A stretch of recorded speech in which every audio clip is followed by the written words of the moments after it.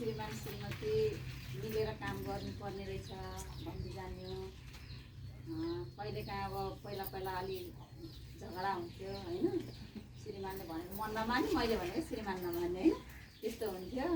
त्यहाँ गएर सिकेर हामीले सिकेर आइसकेपछि चाहिँ अहिले केही काम गर्नु पऱ्यो भने पनि श्रीमानले पनि मलाई सोध्नुहुन्छ। अनि मैले पनि केही काम गर्नु लाग्यो भने यस्तो कुरो गर्दा के हुन्छ भनेर म पनि सोध्छु। अनि यसरी गर्नुपर्छ, यो काम यसरी मिलेर गरौँ।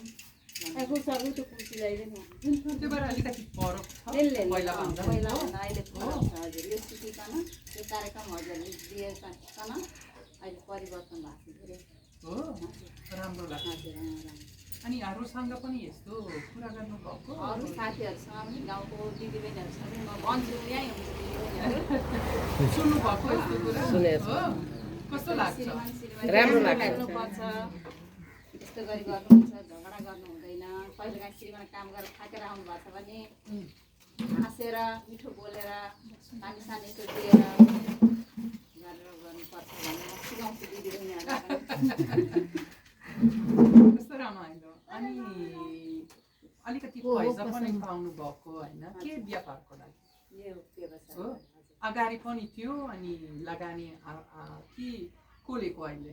यही पैसा आइकन खोलेको। अनि यसमा चाहिँ फेरि आफै कति बिक्री हुन्छ।